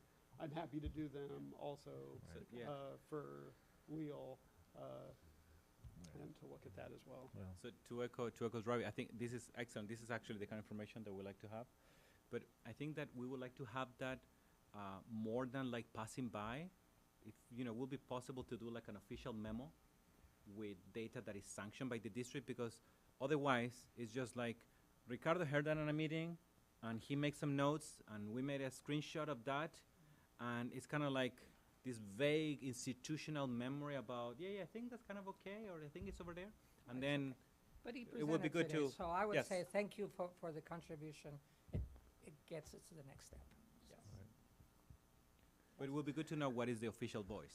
It's actually important because most of the stuff that we relay during the conversation with the PPAC is kind of like us going through the YouTube meetings, and then it's very good that there's YouTube meetings, right? And then we actually tell what was discussed, and then we're kind of like it's all about passing information to the community and say this is actually what the board discussed. This is what it is, and it's. I feel that sometimes we're not the official voice, and we end up arguing about what was really the number, and they're like, oh, it's over there, and it will be good to have like one source of truth. That's what I'm Actually, the saying. one constant is Lupe or Joe presenting what they discuss in their leadership meetings, and that's a good info source for us. Yes. All right, any other comments, questions? I think what the district is, with the question of a single dual language school, after the board voted on taking a school away to make it a sixth grade center, that these changes are going to represent a seismic shift in the way that Urbana has had schools since when I went here. We had a neighborhood school, the only way I thought about it. Not allowing the stakeholders in our community to have a say in a change this large is not a good thing. I think we need to reestablish trust with parents. We need to listen to the teachers, but we need to establish trust. We need to build the trust back with the parents and the stakeholders in this community. And us not allowing them, excuse me, to have a say in what happens is, again, not something that I can abide, because it's such a big change. Going from sixth grade schools down to 4 in a year is not something I thought I would have to deal with. Notwithstanding redistricting, which we all know is going to be terrible, but we have to do it. This is not, these changes are not something that we have to do. They're something we want to do because perhaps they will fix something. So we need to give real thought about what we're changing. Yeah, we can change back if we want, but that's much more difficult. Once this train is going, I'm not standing in front of it to stop. I wouldn't want to do that. But I just want to make sure that everybody here and in the public understands that's how I'm thinking. Appreciate that, Ben. I'd like to respond to what you said, Ben, because you said that before, and I think that we have to see a district that's very different than what it was when you went to school, when my daughter went to school, because our community has grown a lot. And there are many communities, many of the new developments do not have neighborhood schools. So there is a lot of students who don't have that option. They have to ride the bus because we don't have the money to build schools where the children are moving to, where the new families are coming. So I can't think that we have to interpret our needs right now based on what we've had in the past. We have to look and see where the children are living and how many of those children don't have an opportunity to go to a neighborhood school. So we can't say we're in neighborhood schools if there's a large percentage of our children that don't have that option. I wholeheartedly agree with you. I'm not saying that we should keep it a neighborhood school district, but the overall feel of Urbana schools are what they are. I'm not trying to compare my experience with what we have now, because it's by leaps and bounds different. I just want to make sure that we are asking the right people, engaging the right people to make this a big decision like this. I think if a single dual model dual language school is the best, if the data shows that it's the best way to fix our failing of these students, then I'm behind it. But I want to make sure that everybody has a voice, and that the trust, which from what I see in the community, is in tatters. All I hear from parents is, like, we can't trust the district. We don't trust them. We can't. And what's the trust, the thermocline, what Tina Gonzalez brought up a year ago. We're beyond that now. We're now where the public just doesn't care. They think we're going to do whatever we want to do, and that's kind of why I ran for the board. Understood. So We're that's my piece. Thank you, Ben. I mean, I guess to kind of provide, I guess, more of a global context on a couple of things. the reason that we're kind of taking things in this order is that we know we desperately need to redistrict, but we're not going to redistrict. We have one of the inputs we have into redistricting the elementary school boundaries is we have to know if we're drawing lines for now 5 schools or 4 schools, and we're not going to be, so we can't, let's say, redistrict for 5 schools and then move to a dual language model in a year or two, because that would basically require we have to redistrict yet again. So, and we were informed just that at our last meeting by our consultants that we've got to make this decision in January in order to meet the timeline for redistricting. So, if we're going to do it, if we're going to, well, and or where we're going to do it. right. So, I mean, that's going to be the question on the table for us at our very next meeting, is whether or not we're going to go to a dual language single building. And then if we are going to do that at the following meeting, the idea, in order to meet the timeline brought to us by our consultants, would be to make a decision on placement of a single language program at the second meeting in January. So you say that we have to make a decision about if we want the Duolingo program in one. But I don't see why we as a board need to get a decision that where it's going to be. That's why I think the district is paying a consultant to distribute the kits and to redistrict the kits.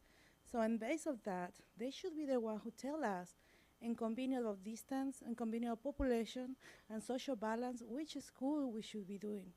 And in that recommendation, we can talk about it. Well, we could certainly ask if they be present at our next meeting in an advisory capacity to answer that specific question. The impression I got from talking to them at our last meeting was that in order for, to meet the timeline that they brought us, they would need to know which building would house a single building dual language program, so that they could move on and start drawing lines and giving us proposals. But we can get clarity on that before our next meeting. In going to the question of Urbana's commitment to neighborhood schools, it's always been the case that we can't have a school in every neighborhood, obviously, but we can guarantee that every kid can go to the same school that their neighbors go to. That's been the differentiator between us and Unit 4, frankly. And we currently have a situation where kids aren't living where the buildings were built in the 1960s, right? And so now we've got areas of town where kids can't go to the same schools as their neighbors do because the buildings are too full. So we're selectively placing kids in other buildings, and that's what this whole effort is trying to fix, is to restore our neighborhood school promise to those kids, which hasn't been met for at least 5 years.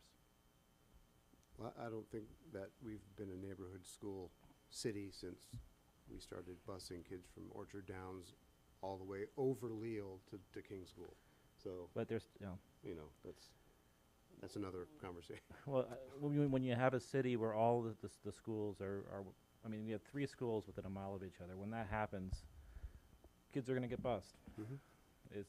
In my neighborhood, which is the Yankee Ridge neighborhood, back when that was built out, every house had 3 or 4 kids in it, which is why all the schools got built down there. But families changed as times went on, and it's just not the case anymore. So then we have to bus. Yeah.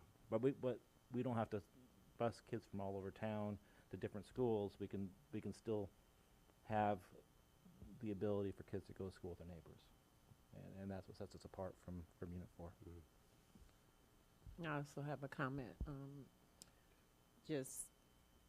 I've been in this community for a long time as well, and we had Washington School that was right around the corner from my house, and it was kind of hard to see it go away. I didn't even understand it then like I do now, but every kid would like to have a school in their community, I'm sure. But changes happened, and we adjusted to them. So with the amount of kids in the districts that, you know, with the redistricting, you have to do something.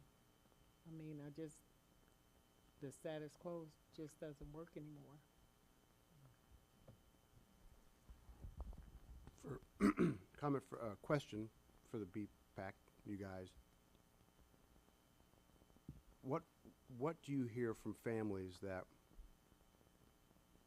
maybe have seen or have not seen the Cal report? In addition to the state report card, are they engaged? Do they? I mean, obviously they care about their kids, but are they engaged enough to know that what's happening now, excuse me, is not working? I mean, Mr. Baxley, I can only say that at this last meeting, we had a new attendee, and she says, I went to Leo because, not because of my kids, because my kids could go anywhere, but I needed to understand what was going on. And that meant that my choice was Leo because I needed to go to the school and be able to understand as a parent. But it reminded me of my earlier days working in literacy, because she says, I have some education and I get stuff in Spanish that I don't understand what's going on. Because it's the context, it's not the words often. We come from very different systems. Chile and Mexico, you know, we got the good food, they got good schools.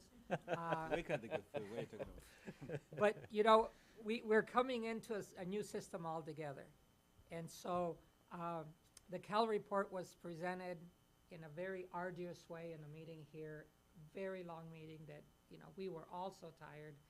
Anyone who's not a specialist should have tuned off earlier than us. We had to be here. So it was very hard to understand, and the Cal report remains in English, basically. So it's inaccessible to those parents to see. We have not summarized it. I have not seen a summary of it in Spanish that we could present. well, perhaps it shouldn't be your job to present, to give them a Thou hast translated said it. version, right? But on the other hand, just like you in English, we don't have a conduit. We don't have a district-wide town hall meeting. I get and I read Jennifer's mails on Friday. I also read my principles. Okay, the rest is in dribbles. Sometimes I get it from my kids. Sometimes I get it from the bands, whatever else. And I'm bilingual. This lady's main point on Tuesday, and it keeps reverberating in me, is if I don't understand with my education, the other families that I'm with, they have less education. They come from rural areas. They come from Guatemala. They come from deep rural Mexico. They don't know what's going on. And some of them don't even speak Spanish. And some don't speak Spanish. And we're working on the Jacobal problem. But so I would say there is no answer as to how they feel, but what you get is what we can give you. Right. And that's about as much as representative as it can get. We try to pick up other people's opinions. But if I so that, Ben, where you're, you know, where your point is actually very important. Something that we try to do is that we try to be kind of like the cliff notes of what's going on in the district, and the distilled version with bullet points and, you know, with the gist of it.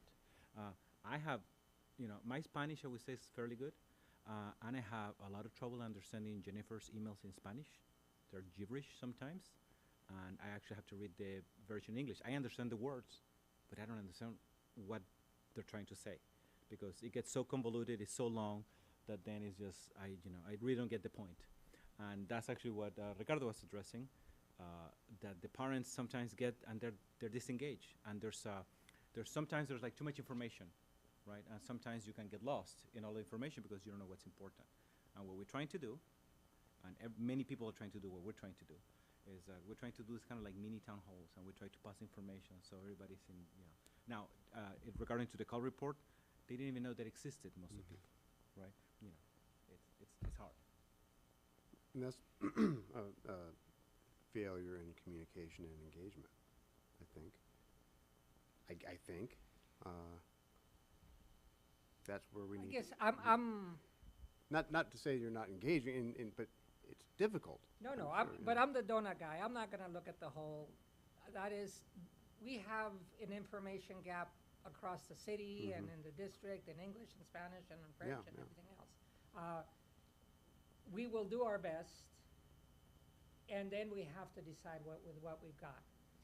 I would still recommend that we do another poll, because it doesn't have to be complicated, and yes, it does not have to be just on the phone calls, the Facebook and whatever else, and then we look at the totality. Some of these things are, I mean, I've been in Shadowwood, and I know it's not Urbana, but where when we were giving out shots, the H1B1, remember that? H1, whatever it was. We worked our tails off, and we had 3 people in line after 3 weeks of trying to get people there. And once one of the ladies saw what we were actually doing, and it didn't hurt, and it wasn't a big deal, she got on the cell phone, and 15 minutes later, we had a line of 20 to 30 people. And in my community, I think that is valid, it's representational. It is when something is important and they get it, they understand it, they got it in their way. And I think that's one of my issues. We haven't asked them in their way. But when we get to the right people and ask them to pass it along, it can come back. I can only speak from what I observed. When I served on the committee for dual language, and then when I saw what Cal was picking up, we had such a small sample that it's hard to glean and rely too much. I would say the same as to what we hear, except that we're not obligated by small N over a big N. We're just 2 parents in a group of maybe 5 to 10 families. But somebody should be accountable for having a good enough N. It's just not us. Thank you. All right, anyone else? Okay, great. Gracias. I just want to express my personal appreciation for how quickly you guys were able to bring this to us. The timetable was kind of a shock to us when it was presented to us last week. While we're not abdicating our responsibility and asking you to bring us data, your opinion definitely matters. It's very important to us. We want to have a continued partnership with you and your group in order to benefit all the kids in our district. So thank you both. Gracias. Thank you. Gracias. I'm sorry I was late.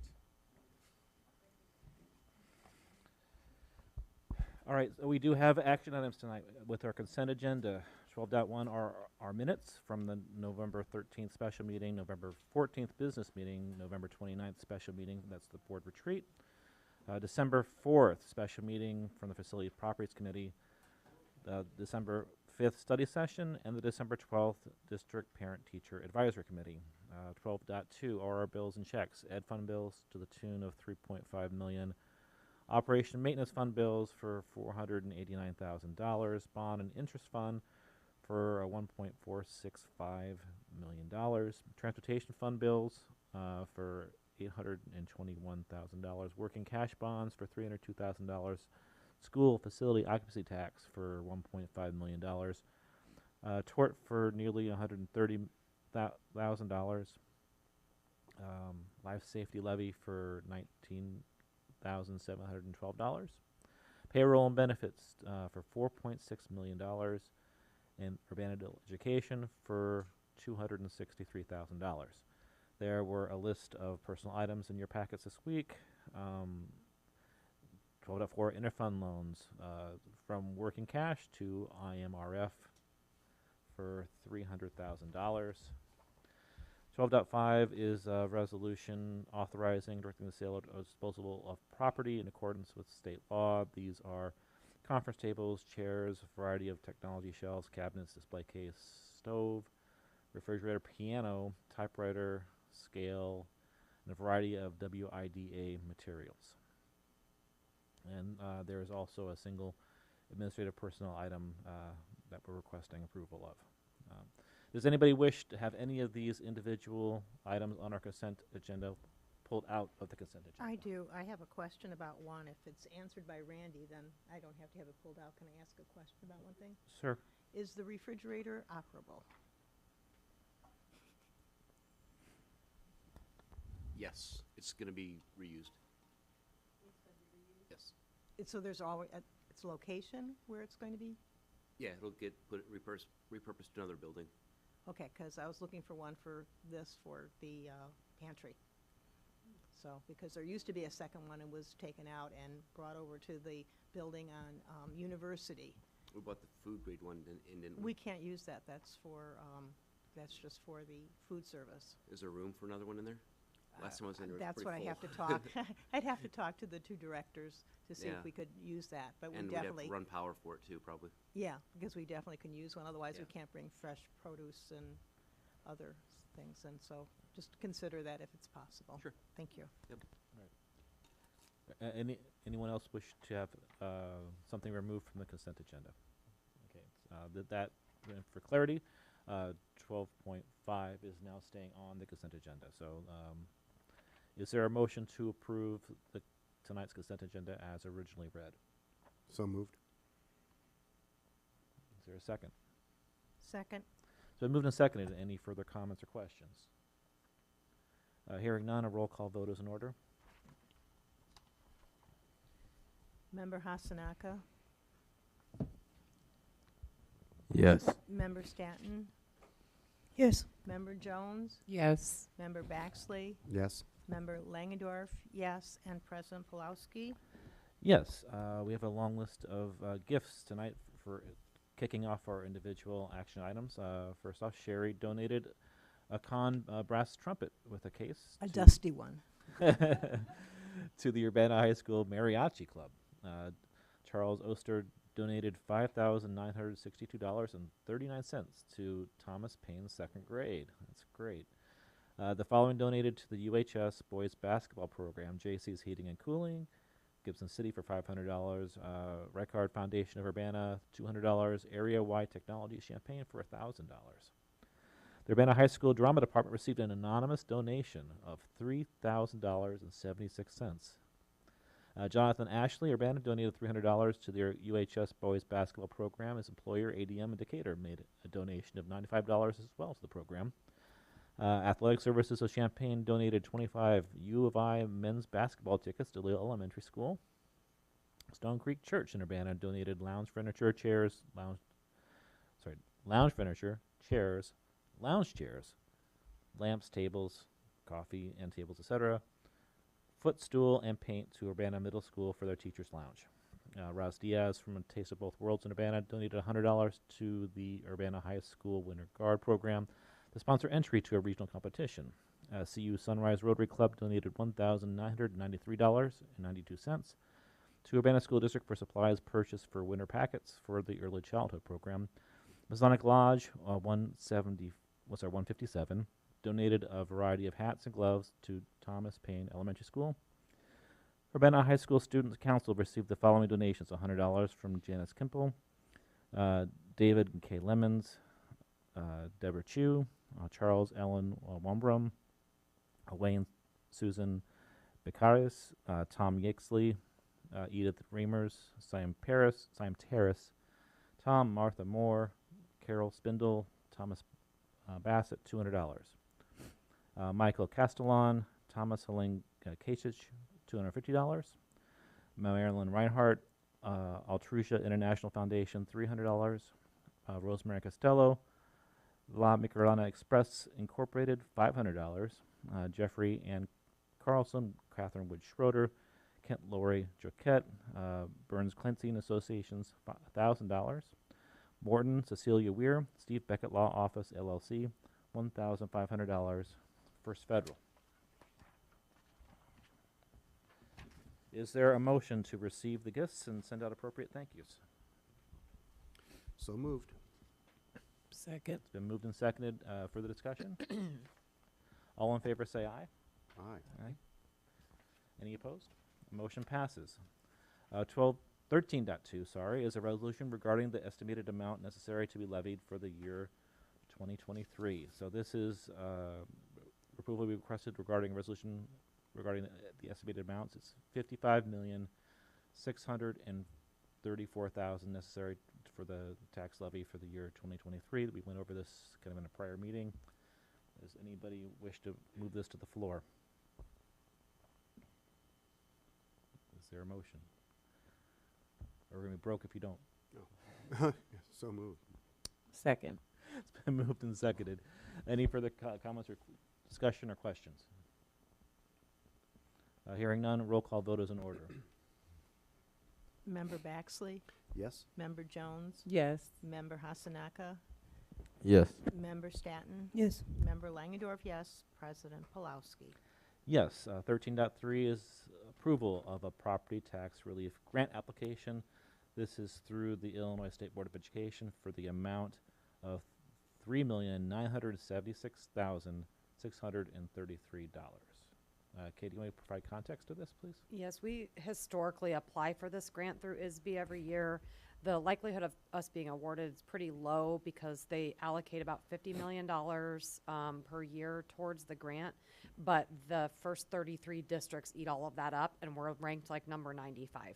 So our ranking has gone closer to the top over the years, but we're still pretty far away from that threshold. If we were to be awarded the grant, like if all of the districts ahead of us didn't accept it, which they typically do, and we were to be awarded, or if in future years we move further up, what would happen is we would be awarded a grant, and then we would pass a tax abatement for Urbana residents in our district for that. Well, it's not exactly that amount, but an amount slightly less than that. But then the amount we abate becomes part of our EBF funding in future years. So it's really a great opportunity for us to grow our state funding and to relieve the taxpayers' burden of that funding for a couple of years. It's a 2-year grant. So it's something that we want to continue to show the need for by submitting this application every year, even though it's very unlikely that we'll receive funding. Well, thank you very much. Does anybody wish to move this to the floor? So moved. Second? Is there a second? Second. Moved and seconded. Any further questions, comment? Roll call, please.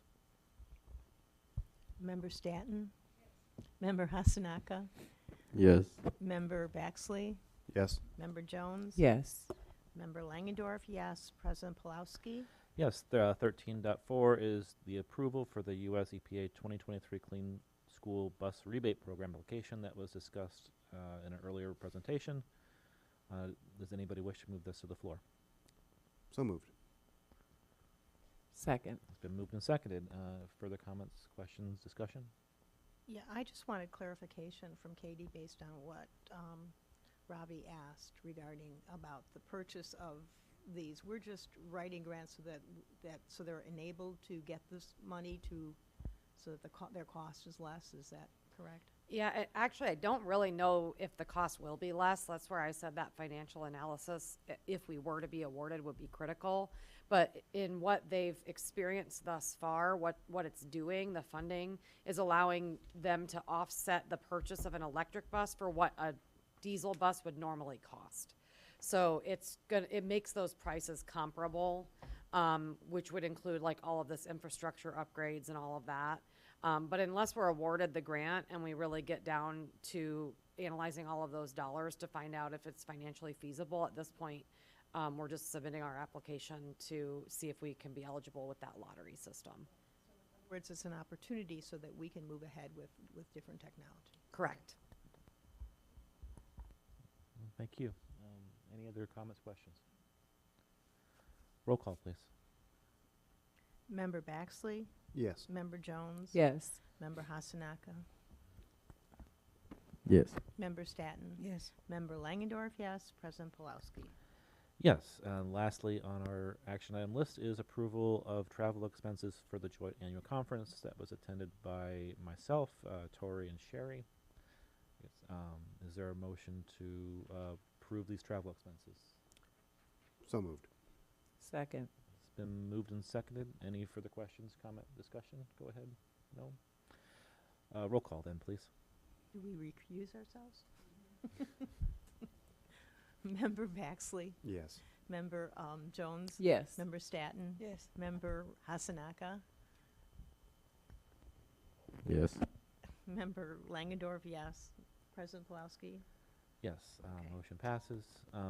There is no call currently for future special or executive meetings. Superintendent's report.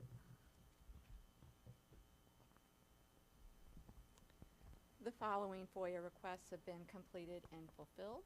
Patrick Lee requesting your latest IAQ and environmental testing for your schools, and Tom Schroeder requesting any communications that occurred during the current calendar year between and representatives of our district and the redistricting consultants. And next we have several students and teachers to celebrate this week. To begin with, we have the UHS swimming and diving setting some records. Max Cooper placed first and Jack Perry placed second at the Bloomington Dive Invitational on Saturday. Max broke a 20-year school record for an 11 dive meet. It's amazing. And the following UHS students have been selected for the Illinois Music Education Association's All-State Conference in January. V. Bechtel for chorus, alto 2. Jaden Burgess, chorus, tenor 2. Samantha Chrisman, orchestra, trumpet. John Lee, chorus, bass 2. Yoel Lee, orchestra, English horn. Theodore Nevins, orchestra, tuba. Ian Peters, band, contra, alto clarinet. And Declan O'Connor, future music education seminar.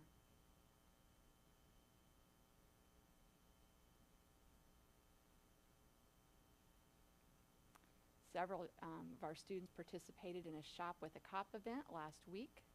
Special thanks to Dick's House of Sports and the Urbana Police Department.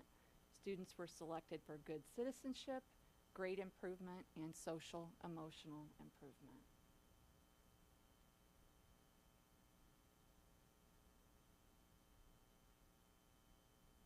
The UHS Winter Guard started their competition season with a first place win.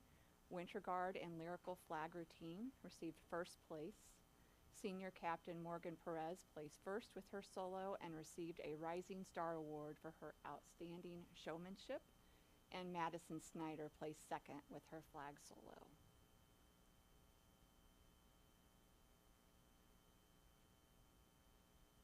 Dr. Williams' fourth grade teacher, Mrs. Holbert Zielinski, was awarded the December Teacher of the Month by Mix 94.5 and Rick Ridings. She was nominated by one of her colleagues for her dedication to her students, and we do have a short video of that.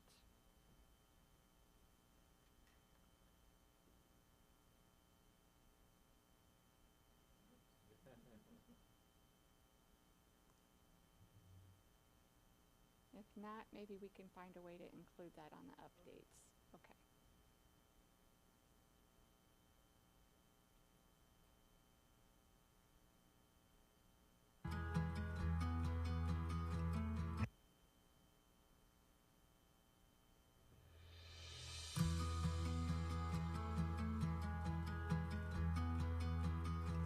Hey, it's Tommy, Callie, teaming up with Rick Ridings. It's time for our December Teacher of the Month. Right now, we're at Dr. Preston Williams Elementary School to surprise fourth grade bilingual teacher, Mrs. Holbert Zielinski.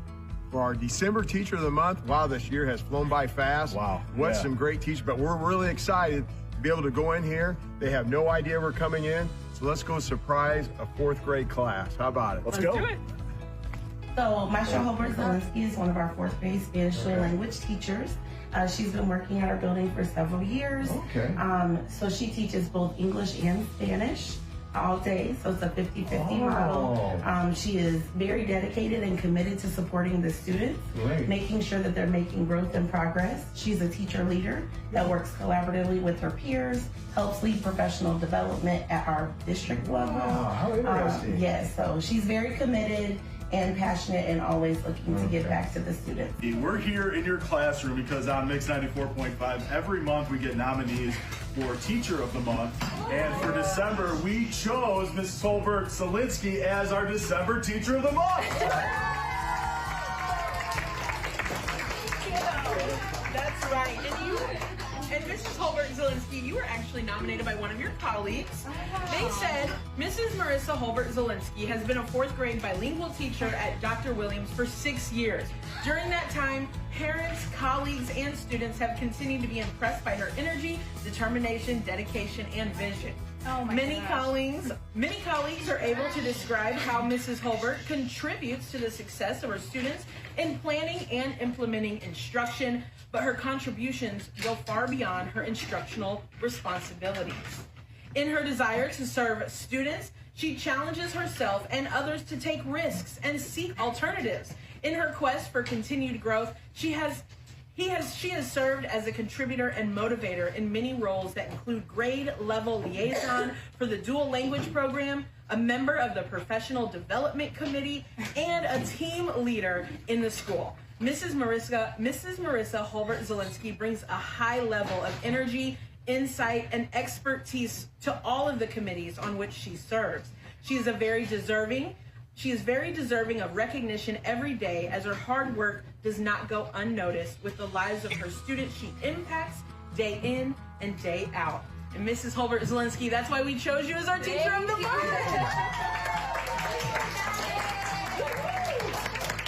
So we have a bunch of goodies for you in here. We got a bunch of good stuff, a trophy as well. But Rick Ridings has something for you as well. So this is just for you. Oh my But gosh. we got a big check, and you get $100 just for you. Oh my gosh, thank you so much. How long have you been teaching? 8 years. It's my 8th year. 8 years. Oh my gosh. So what keeps you coming in and doing this for 8 years? All my students. It's what I wanted to do since I was 5 years old. And to be able to be bilingual and teach in 2 languages, it's why I keep coming, developing the minds of 3rd and 4th graders every year. Awesome. Well, congratulations. Thank you. No problem. Perfect. Great. Well, we did it again. Surprised Mrs. Holbert-Zielinski. That was great. We got her. And what an exciting class, bilingual that she was doing. So what a great teacher. She just has a lot of energy, and you can tell the kids just really relate to her. It was very exciting. That's right. She's doing great work here in CU. And if you know a teacher who is deserving of the Teacher of the Month award, go and nominate them on our website at mix945.com.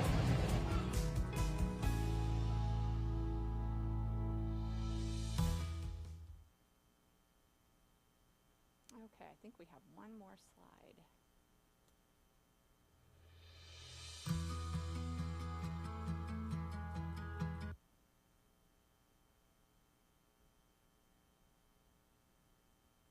Okay, so we just found out about this today for our National Board Certified Teachers. UHS teacher Olivia Grillo is the district's newest National Board Certified Teacher. Congratulations to Olivia. And then we also have 4 teachers that successfully renewed their National Board certification. Congratulations to Kim Summers at UHS, Felicia Tufano at UHS, LaDonna Helm at Leal, and Jody Miller at Leal. This is the highest certification a teacher may obtain. Congratulations.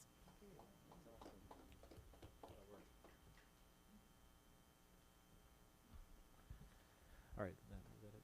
I think we just had just our winter break. Winter break begins on December 20th. Schools resume January 4th for K through 12 and January 5th for UECS. The district offices are closed December 25th and 26th and January 1st and 2nd. Thank you. Thank you. Board reports now. Does anybody have a report to give? Yeah, in the slide too, it mentioned the was it Dick's? We also went to Farm and Fleet, and that was a lot of fun to see the kids interact, and also how Farm and Fleet really treated the students very well and gave them lots of treats as well. So that was a fun thing to do. We're getting lots of emails from families, from parents, and I specifically want to say thank you to those who are sharing their suggestions, and besides just their concerns with their suggestions. And I just want to tell them that I appreciate all that they have tried to do, getting data or information and explaining different things, because we can't be in every building all the time. But it was fun to go to Leal and Dr. Williams yesterday and see the kids engaged in lots of different activities and how welcoming they were, and it was really quite a wonderful visit that we had. So I want to thank the teachers for allowing us to come in and interrupt their studies for a few minutes. So that's it. Right, thank you very much. The chair would then entertain a motion. Oh, sorry, before I do that, I want to acknowledge Anna Seaman for running our cameras this week and every week. She does a great job. So now we're going to enter our closed session. So there's three purposes I'm going to read off here. So the chair would entertain a motion to enter closed session after a 10-minute recess to clear the room for personnel items, for school security and safety procedures, and for litigation against the district. Is there a motion to go into closed session for those three purposes? So moved. Second. It's been moved and seconded. Roll call, please. Oh, there will be no action after this closed session. Sorry. Okay, Member Hasanaka? Yes. Member Staton? Member Baxley? Yes. Member Jones? Yes. Member Langendorf, yes. President Pulowski? Yes. We have a 10-minute recess, and then we'll enter our closed session.